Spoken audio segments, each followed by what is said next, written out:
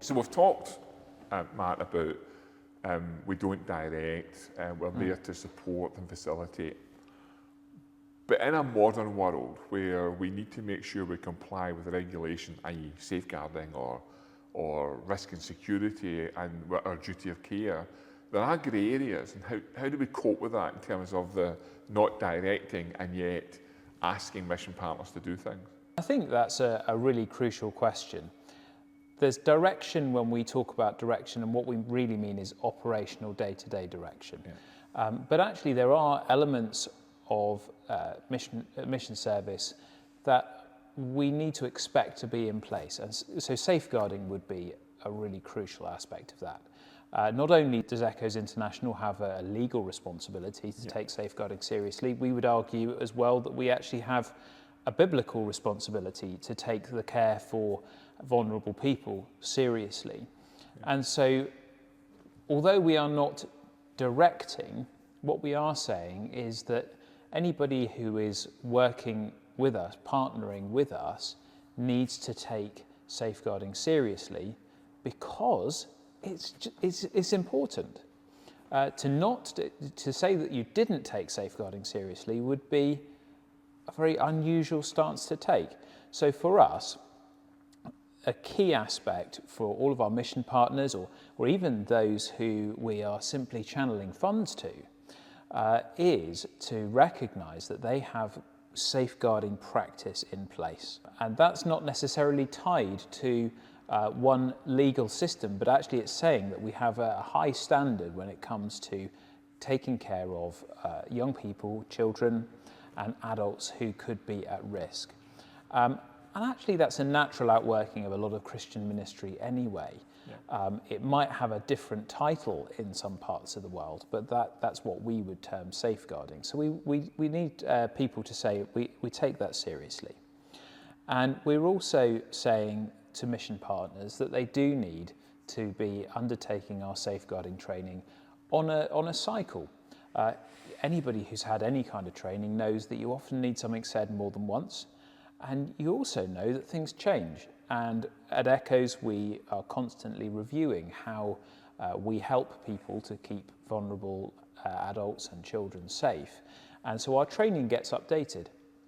And so for us, what we're saying is, if a partner wants to be working with us, they need to be engaging with us on something like safeguarding. And that's the case also for risk and security to some extent, isn't it? Yeah, I think at the end of the day, we want to make sure that we've got processes in place that enable the person to operate wherever they're operating with a little bit of sense. And if you go into scripture, there's all sorts of examples where people are making decisions based on the dangers that are in front of them. You know, the Lord did say we have to be wise as serpents and innocent as doves. And he was referring to mission when he was talking about that, by the way. And so we just need to make sure that in difficult areas, there are just simple things that mission partners can think about in their service, and we ask them to document that. That's not us directing, it's us giving advice so that they can have a sustainability in the service that they give, rather than being caught out, or even worse, being kidnapped because they've not thought of these things. So we do talk about risk and security quite a bit, and we do training on it, and we're asking folk to fill out documents. So for instance, we've got a document that's called a key information document. We ask mission partners to complete that, and that's basically so that if something does happen, we've got all of that information in one document, and if the Foreign and Commonwealth Office come and ask us for details, we've got the details at our fingertips. That's not us directing, it's us making sure that we've got a strong testimony when it comes to dealing with external agencies. And I think you make a crucial point there just about thoughtfulness, really, isn't it? What I think is worth discussing is that what we recognise is that service in certain parts of the world will inherently be dangerous, and what we're never going to be doing is saying, no, you can't go, it's too dangerous. Absolutely. That would be us directing. We would see that as a conversation that needs to be had between the mission partner, their commending church. mission partners often have stayed historically in war zones and things like that. Yeah. So what we're not doing is straying into telling people what to do, but what we're saying is be prepared and be well thought out. I think as well, there's a danger when we talk about risk and security. We always jump to the kidnap or the environmental disaster or the war. Road traffic accidents, being in a situation where you're not damaging the gospel because you're not aware of the culture. All of those things are part of that as well. And we're not in any way saying you have to do this.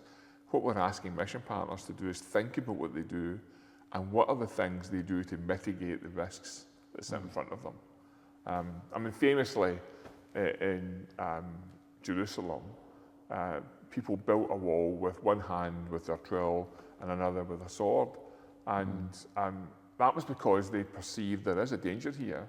They're still building, they're still doing the work, but they're prepared for any eventuality. And that's all we're asking mission partners to do. And I think when we look more broadly at risk and security and safeguarding and kind of crisis response, we're basically saying not just about preserving the mission partner as an individual. The theme is preserving the ministry, and actually making sure that has the longevity that it can have.